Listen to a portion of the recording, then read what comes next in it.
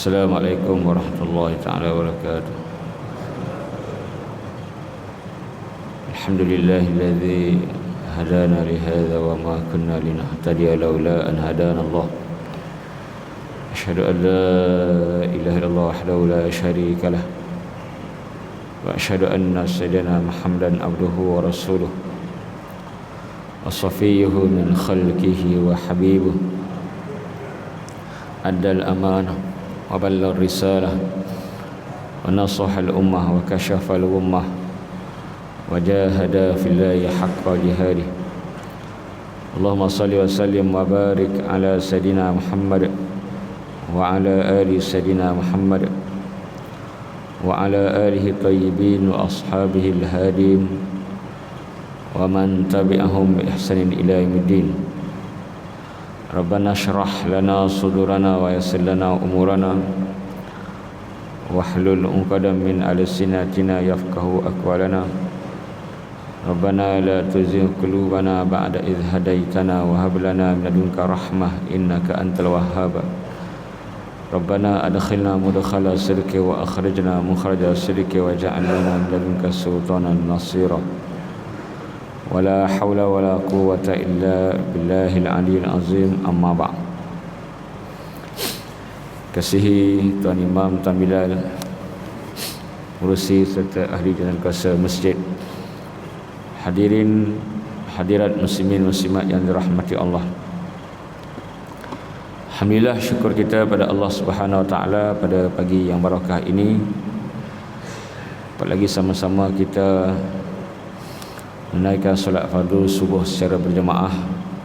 Sama-sama kita duduk dalam majlis ilmu. Mudah-mudahan Allah berkati, rahmati dan lindungi kita insya-Allah. Setelah selesai muhadarah perbahasan yang kedua tentang sihir, dan kita masuk muhadarah as-salisah, perbahasan yang ketiga tentang nasakh dan mansukh dalam Quran. Nasakh dan mansukh adalah mana-mana hukum-hukum dalam Quran dimansuhkan hukumnya dan digantikan dengan yang lain. Ini disebut dalam ayat 106 surah Al-Baqarah. A'udzu billahi minasyaitonir rajim. Ma nansakh min ayatin aw nunsiha na'ti bi khairin minha aw mithliha. Alam ta'lam anna Allah 'ala kulli syai'in qadir. Alam ta'lam anna Allah lahu mulkus samawati wal ardh wa ma lakum min dunillahi min waliyyin wala nasir. Am turiduna an tas'alu rasulakum kama su'ila Musa min qabl wa man yatabaddalil kufra bil imani faqad dhalla sawa'as sabil. Yang bermaksud, kami tidak memansuhkan mana-mana ayat au nunsiha, ataupun kami tangguhkan mana-mana hukum dalam ayat. Na'ti bi khairi minha, pasti kami akan gantikan yang lebih baik. Mana-mana yang Allah mansuhkan hukumnya dan Allah tangguhkan hukumnya, pasti Allah ganti yang lebih baik. Au mithliha, ataupun yang sama. Alam ta'lam anna Allah 'ala kulli syai'in qadir.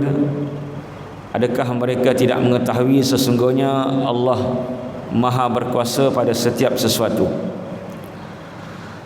Alam ta'lam anna Allah lahu mulkus samawati wal ardh. Bukankah kamu sudah mengetahui sesungguhnya Allah memiliki kerajaan langit dan bumi?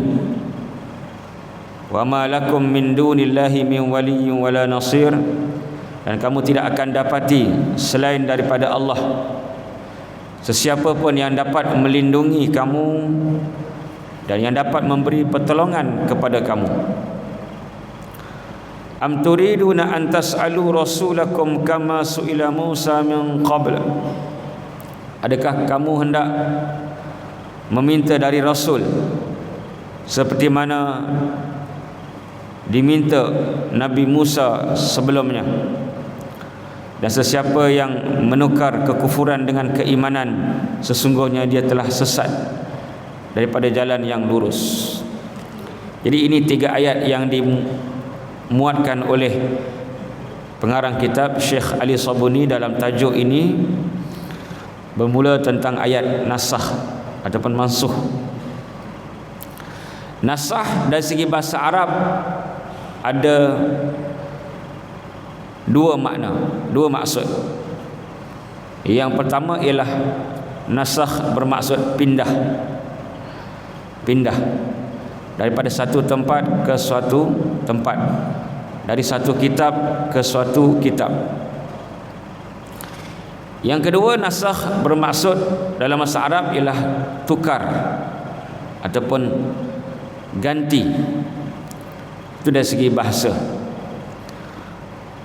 Adapun dari segi istilah syarak, nasakh ataupun mansukh adalah apabila berakhirnya satu hukum yang diistimbat, yang diambil daripada mana-mana ayat dan digantikan dengan hukum yang lain, ayat yang lain. Jadi di sini Allah nak menyatakan bahawa mana-mana hukum dalam Quran yang dimansuhkan pasti akan ada ganti yang lebih baik. Ayat nasakh dan mansukh ni turun disebabkan ada seorang ataupun sekumpulan Yahudi yang mempertikai nasakh mansukh ni. Mereka berkata, ala ta'jabuna li amri Muhammad ya'muru ashabahu bi amrin summa yanhahum anhu. Korang tak pelik ke dengan Muhammad ni, kata Yahudi? Dia suruh sesuatu kepada sahabat-sahabatnya, kemudian benda yang sama ditegah,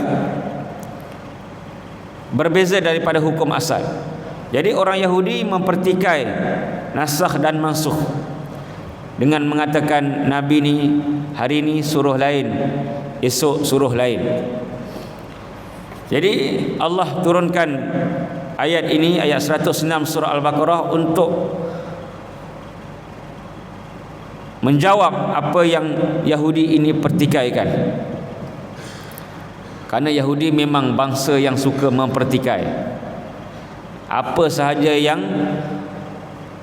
Nabi-Nabi mereka turunkan, pasti mereka petikai. Seperti mana kisah Nabi Samuel yang Allah rakamkan dalam ayat 246 surah Al-Baqarah. Alam tara ilal mala'i min bani Israila min ba'di Musa idh qalu li nabiyyin lahum mub'ath lana malikan nuqatil fi sabilillah. Adakah engkau tidak lihat, hai Muhammad, ketika mana Bani Israel berkata kepada Nabi mereka setelah Nabi Musa, mereka berkata, utuskan, bangkitkan seorang general, seorang panglima tentera untuk kami berperang. Ini adalah Nabi Samuel sebelum Nabi Daud alaihissalam. Lalu Nabi Samuel mempertikai apa yang Bani Israel minta, kerana Bani Israel ni bukanlah gemar berperang. Ketika Nabi Musa alaihissalam suruh mereka berperang, dalam ayat 21 surah Al-Maidah, mereka melawan. Ya qaumi dukhulul ardal muqaddasat al-ardal muqaddasat allati kataballahu lakum wa la tartaddu ala adbarikum fatanqalibu khasirin. Nabi Musa kata, hai kaumku, masuklah ke bumi Palestin, bumi Quds yang telah Allah wajibkan. Terus mereka lawan. Qalu ya Musa inna fiha qauman jabbarin. Hai Musa, di negara Palestin ada golongan Kanaan yang samsing. Wa inna lan nadkhulaha madamu fiha. Selagi mereka ada, kami tak masuk. Sebab tu bila sampai ke Nabi Samuel, Bani Israel nak perang, minta panglima. Nabi Samuel kata, hal asaitum in kutiba alaikumul qitalu alla tuqatilu. Korang lupa ke kalau diwajibkan kepada korang perang, korang tak nak berperang? Lalu mereka jawab, qalu wa ma lana alla nuqatila fi sabilillah wa qad ukhrijna min diyarina wa abnaina. Bagaimana kami tak nak berperang sedangkan kami sudah hina, dihalau daripada tanah air kami, dipisahkan dengan anak-anak kami. Mana mereka terdesak. Kali terakhir masa tu mereka dimuliakan dengan Nabi Yusha yang dapat mengalahkan golongan Kanaan daripada Palestin. Bila Nabi Yusha meninggal, mereka terus jatuh, ditindas, sehinggalah Nabi berganti Nabi, Nabi berganti Nabi. Mereka terus ditindas, sampailah Nabi Samuel. Mereka tak tahan, mereka nak kembali berkuasa. Sebab tu mereka minta. Tapi dah dapat ketua pun, innallaha qad ba'atha lakum taluta malika, dapat ketua iaitu Talut, mereka petikai. Qalu anna yakunu lahul mulku alaina. Macam mana si Talut ini jadi ketua pada kami? Wa nahnu ahaqqu bil mulki minhu, sedangkan kami lagi layak, lagi patut jadi ketua. Ini bangsa suka petikai, suka argue. Walam yu'ta sa'atan minal mal. Si Talut ini tak kaya. Bangsa yang merendah-rendahkan orang yang tak kaya. Macam cerita Piramli lah. Siapa Kasim? Lawyer, magistrate. Itu perangai-perangai Yahudi, Bani Israel. Jadi ini Yahudi, apa saja yang Nabi buat mereka petikai. Dalam syariat Nabi banyak berlakunya mansukh. Antaranya hukum ziarah kubur. Hukum ziarah kubur. Pada mulanya Nabi larang untuk umat Islam ziarah kubur. Kuntu nahaitukum an ziaratil kubur. Kuntu, dulu aku larang kamu ziarah kubur. Fazuruha, dan sekarang ziarahlah. Pada permulaan Islam mereka tidak mereka dibimbangi akan melakukan perkara-perkara yang khurafat ketika mereka ziarah ke kubur. Tapi setelah beberapa ketika Nabi kita suruh kita ziarah kubur. Fazuruha, ziarahlah. Ini ibadat yang kita jarang buat. Kita pergi kubur masa orang ada kematian je. Sepatutnya kita sering ke kubur, terutama pada waktu malam. Nabi suka pergi berdua dengan sahabat, bagi salam, ambil peringatan, ambil feeling dan healing. Kan? Di kubur itulah tempat sepatutnya. Ibrahim bin Adham tanya, di manakah bandar orang-orang soleh? Kata Ibrahim, makhabir, kubur, bukan shopping mall. Itulah orang kata tempat healing orang-orang soleh, tenang berada di kubur. Sebab itu tempat kita. Kalau kita beli satu rumah yang mahal tapi tak siap lagi, tapi tak sampai masa lagi, belum serah kunci lagi, kita mesti tengok bawa anak-anak bini, tengok ni rumah kita, nanti kita duduk. Kemudian minggu depan tengok lagi, bila nak siap kan, tak sabar nak duduk. Macam itulah kubur ni. Confirm kita akan ke kubur. Tengok mana tanah-tanah yang kemungkinan kita akan dikuburkan di situ. Inilah tempat aku yang akan duduk lama. Aku perlu bersiap, aku perlu beramal. Jadi mula-mula Nabi tak bagi. Setelah sekian lama Nabi suruh, Nabi sunatkan untuk kita ziarah kubur dengan alasan fa innaha tuzahhidukum fid dunya wa tudzakirukum bil akhirah. Kerana dengan ziarah kubur akan mengurangkan rasa tamak kamu dengan dunia. Wa tuzakkirukum bil akhirah, akan lebih mengingatkan kita kepada hari akhirat, hari kematian kita. Jadi kita digalakkan untuk ziarah kubur. Dan banyak lagi perkara-perkara yang dimansuhkan, yang didelete kan, mansuhlah, digugurkan hukumnya. Antara yang lain yang disebut dalam kitab-kitab tafsir adalah, yang pertama adalah pemansuhan syariat pada setiap zaman. Ini yang disebut dalam kitab, bagaimana setiap syariat akan memansuhkan syariat yang terdahulu. Seperti mana syariat Nabi Musa, kalau nak bertaubat kena dibunuh. Fatubu ila bari'ikum faqtulu anfusakum. Bertaubat kena bunuh.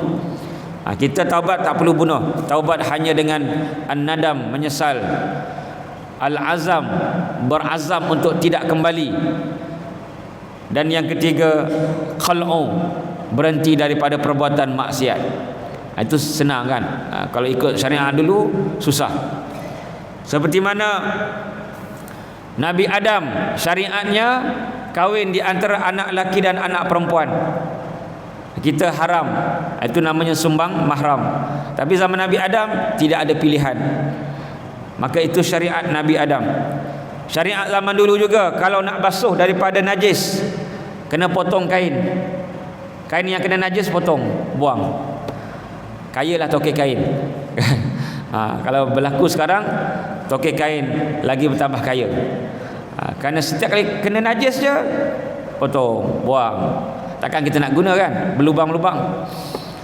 Kalau orang yang tak mampu, dia akan tampung, jahit, tampung. Itu antara syariat terdahulu. Maka Allah menyebut dalam Quran bahawa pemansuhan ini berlaku. Pemansuhan ini berlaku. Likullin ja'alna minkum syari'atan wa minhaja. Setiap umat, setiap nabi ada syariat yang berbeza. Tapi tauhid tetap satu. Akidah tetap satu. Kerana itulah kesamaan kita dengan agama-agama samawi yang lain. Yang mana Allah sebut, walaqad ba'athna fi kulli ummatin an i'budullaha wajtanibut taghut. Dan sesungguhnya kami utuskan setiap umat, setiap zaman, satu perkara yang tak berubah. An i'budullah, sembah Allah yang satu, wajtanibut taghut, dan menjauhi daripada taghut. Apa taghut? Kullu ma ubida min dunillah, setiap yang disembah selain daripada Allah. Tak kira apa bentuk penyembahan, bukan sembah Allah, itu adalah taghut. Itu kekal daripada zaman Nabi Adam alaihissalam sampailah zaman kita, zaman Nabi Muhammad sallallahu alaihi wasallam. Dan banyak lagi kita lihat berlakunya pemansuhan ini, yang mana Allah tegaskan setiap pemansuhan ada asbabnya, ada hujahnya. Antara pemansuhan yang berlaku ialah kiblat. Dulu kita tahu bahawa kiblat itu pada mulanya umat Islam solat menghadap ke Baitul Maqdis, ke Masjid Al-Aqsa. Nabi hatinya, jiwanya Makkah, jiwanya Kaabah Al-Musharrafah. Sebab tu Nabi keluar masuk, tunggu wahyu, tunggu Jibril alaihissalam nak terima wahyu penukaran arah kiblat. Nabi tak senang duduk kan, seperti mana yang Allah sebut dalam Al-Quran, qad nara taqalluba wajhika fis sama falanuwalliyannaka qiblatan tardaha. Sesungguhnya kami lihat, hai Muhammad, kamu sentiasa mendongak ke langit, keluar rumah tengok, sekejap tengok. Akhirnya setelah 16 bulan, apa orang kata, penantian satu penyaksaan. Macam kita zaman dulu kan, tunggu surat daripada postman. Bila surat nak sampai, ingatkan datang rumah kita, rumah sebelah rupanya. Ingatkan surat untuk kita, surat untuk kakak rupanya. Mana surat aku? Mana kad raya aku? Kakak dah ada 5, abang dah ada 7, aku baru 1 kad. Kan? Ini tak boleh jadi, kan? Kita berlumba-lumba nak ada banyak kad raya. Itu dululah kan. Kad raya sekarang dah tak ada. Seronok juga kad raya kan. Boleh tengok, baca kan, seronok, cium-cium, ada bau wangi kan. Ada bau bedak ke apa? Bedak kutikura. Bedak legend. Ada lagi ya? Ada lagi ya? Kena beli satu tu. Kan? Kat mana nak beli? Cium kan. Bedak wangi. Maknanya itu dulu kita tunggu. Nabi tunggu Jibril. Akhirnya turun setelah 16 bulan, bukan sekejap. Nabi nak menguji kesabaran Nabi Muhammad. Allah nak menguji kesabaran Nabi Muhammad sallallahu alaihi wasallam. Nabi seronok bila Allah kata falanuwalliyannaka kiblatan tardhaha. Sekarang masanya hadaplah kamu kepada kiblat tardhaha yang kau suka.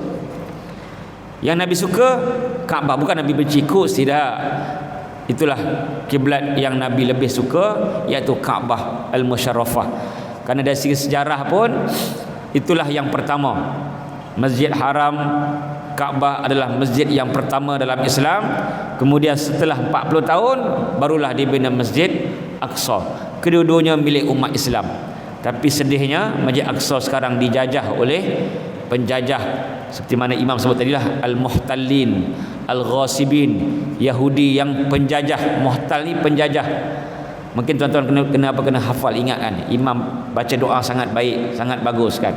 Cuma kita kena hayati. Muhtallin, penjajah, ghasibin, perampas. Itu 2-3 kali Imam ulang kan. Al-muhtallin, al-ghasibin, penjajah, perampas, penyangak, semua yang jahat kita bagi kat dia kan. Jadi kita perlu berdoa lah. Bagus doa tersebut. Allahumma harril Aqsa, ya Allah bebaskanlah Aqsa minal yahud al-muhtallin al-ghasibin, daripada tangan-tangan Yahudi penjajah dan perampas. Jadi Nabi SAW akhirnya dapat. Ini adalah satu penukaran. Antaranya penukaran hukum. Pada mulanya iddah bagi orang yang kematian suami, isteri-isteri yang kehilangan suami, mereka perlu tunggu selama setahun. Seperti mana ayat walladzina yutawaffawna minkum wa yadharuna azwajan wasiyatan li azwajihim mata'an ilal hauli ghaira ikhraj. Ilal haul. Wanita yang kehilangan suami kena haul. Apa haul? Setahun. Lama juga kan? Lama kan? Kesian dekat mereka yang nak kahwin lain. Tapi kalau yang tak nak kahwin lain ceritalah kan. Jadi mereka nak membina hidup yang baru dengan pasangan yang baru setelah kematian suami, perlu tunggu setahun. Lama pula. Jadi Allah kurangkan kepada ayat walladzina yatawaffawna minkum wa yadharuna azwajan yatarabbasna bi anfusihinna arba'ata asyhuri wa asyra. Kurang kepada 4 bulan 10 hari. Iddah 4 bulan 10 hari, dan ihdad dia ada 2. Iddah ni masa tunggu untuk berkahwin lain. Iddah itu waktu iddah. Ihdad berkabung. Berkabung hanya untuk orang yang kehilangan suami. Tak boleh pakai baju yang colourful, warna-warni. Tak boleh nak berhias. Maknanya sekarang wanita yang tak beriddah boleh berhias. Boleh. Nabi suruh pakai celak, Nabi suruh pakai inai. Maknanya boleh. Ada ustaz kata tak boleh, siapa yang bermakeup tabarruj, salah. Kesian dekat perempuan, kena berkabung sepanjang hidup dia kan. Berkabung ni masa suami meninggal je, bukan sepanjang hayat.